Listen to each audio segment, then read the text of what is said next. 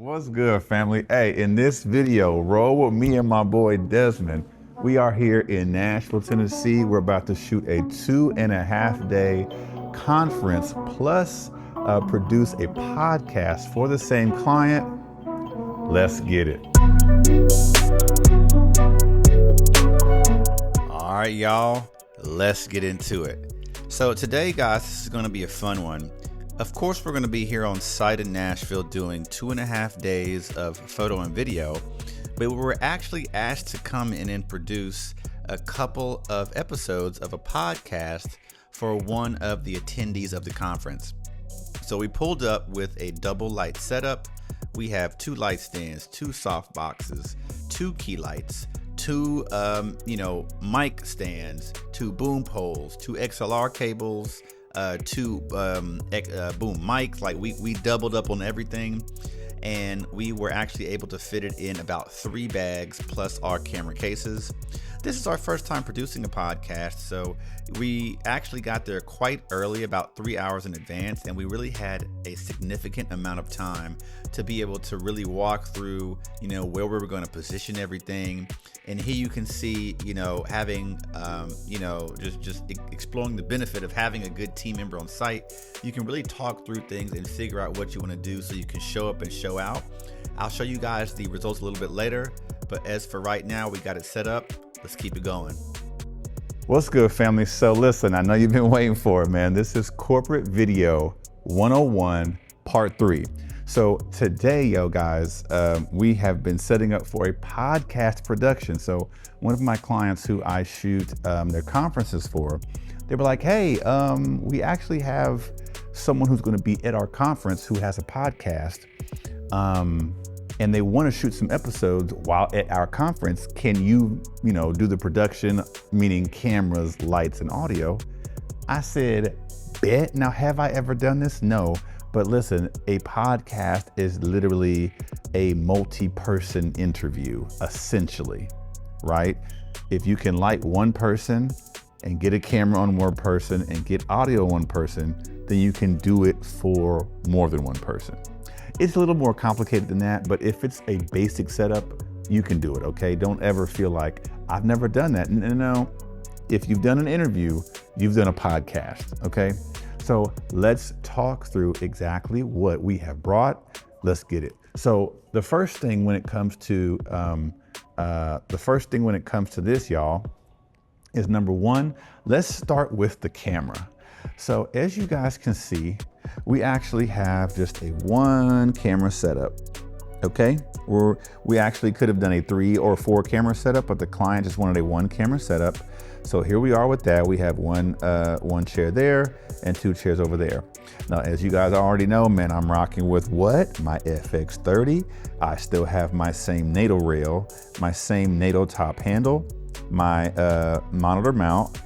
This is with the Atomos Shinobi, the first one. And guess what lens I have? Y'all already know, man, I'm rocking with the Tamron 17-70. It is currently at 24 millimeters, which is essentially about a 35 millimeter focal length, okay? You guys already know that I do have my, my V-mount battery mounts. My V-mount plate rather, and then of course we have the small rig VB99. This is my bread and butter setup. If you have seen me do video, you have seen this setup, okay? This is no stranger to you. So now going away from cameras, staying on cameras for a little bit longer. Like I said, guys, this tripod is the best travel tripod. It's a perfect blend of size, form, function, and price.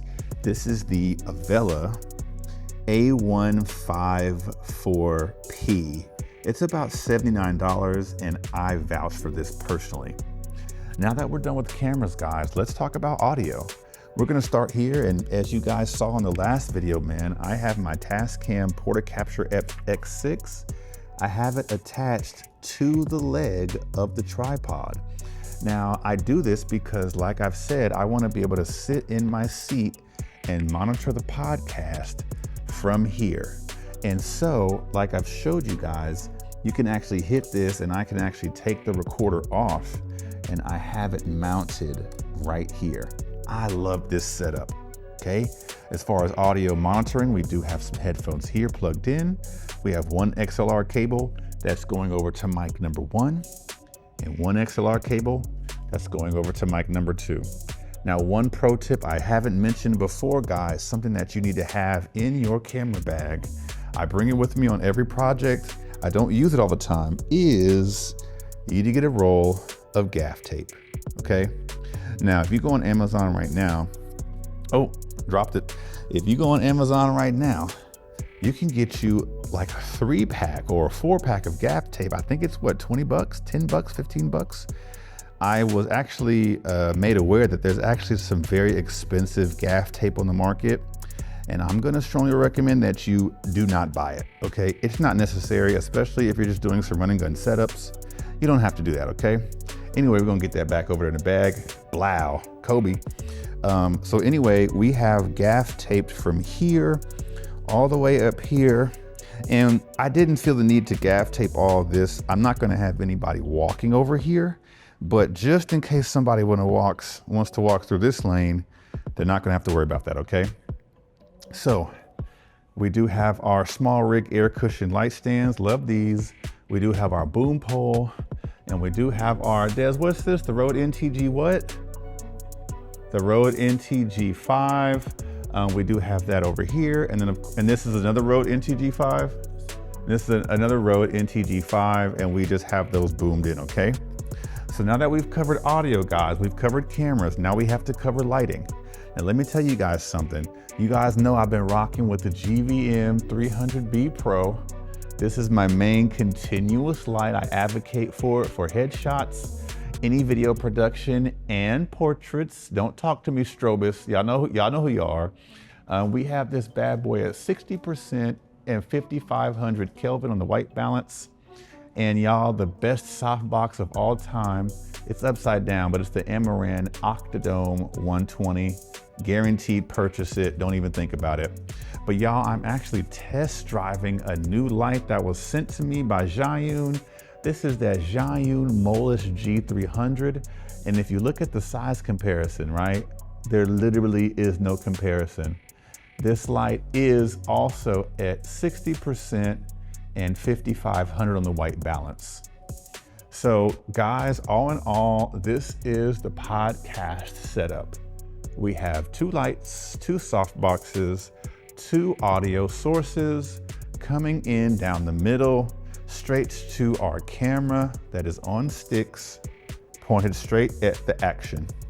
Listen, I really hope you guys find this segment of my videos helpful, and I can't wait to show you guys some of the finished product. But right now we actually have to be downstairs ready to shoot at 6 o'clock. It's currently 5:37.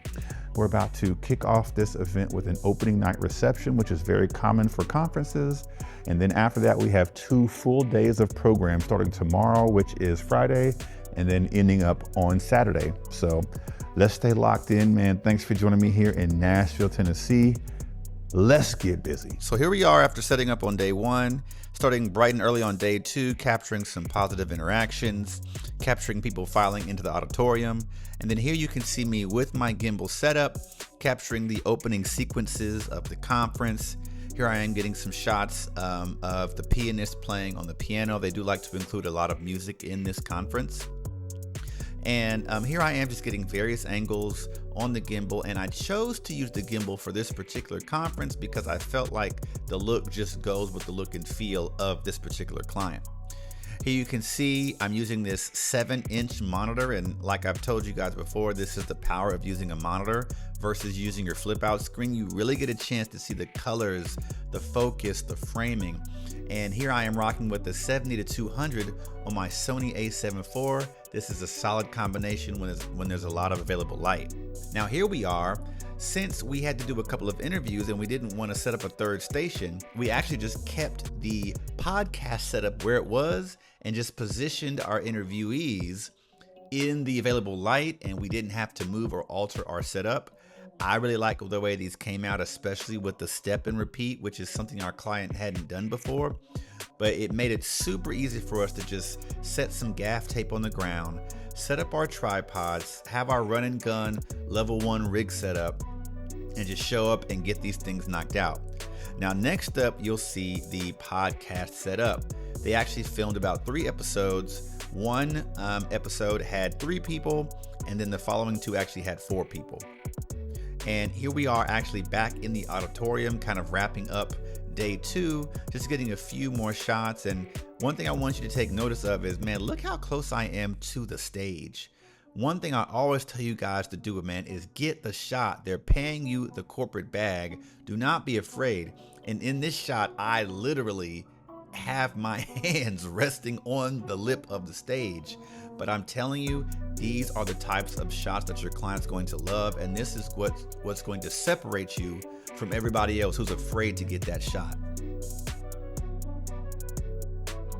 And again here, just getting more relevant B-roll of people kind of walking up the stairs. This is definitely, again, what I call shooting the transition, and what's going to help you kind of get those transition moments from point A to point B.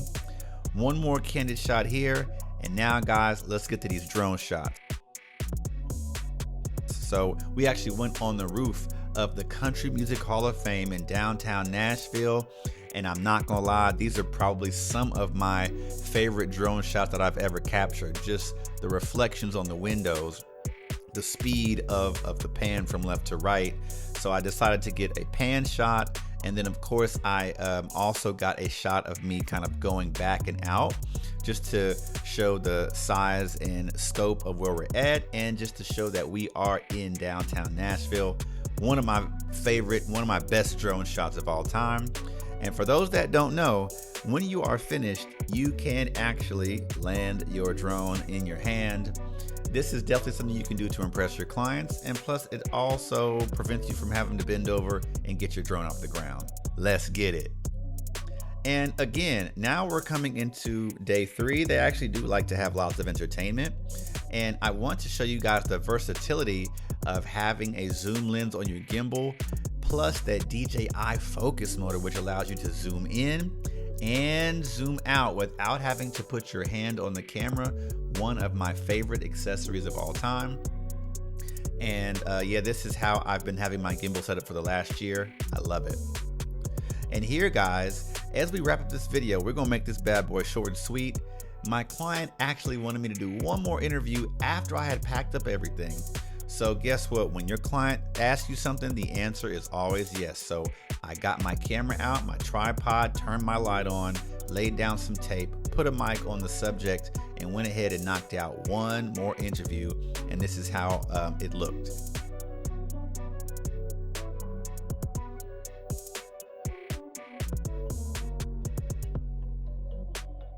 And guys, as we packed up after a successful shoot, this is what everything looked like. I brought 2 bags. My boy Desmond brought 1. We both got roller derbies, and we are headed back to the airport. Let's get this money. What's good, family? So, hey, we just wrapped up 2.5 days of shooting here in Nashville. It is currently 5:57 p.m. Today, you know, we had some B-roll footage. We had a couple of interviews during lunch and one of the breaks. We had an ending night party. And you know, we gave all of our clients and people on staff our hugs, our goodbyes, our well wishes, and we are out of here, y'all. So listen, like I've told you guys so many times, man, bread and butter.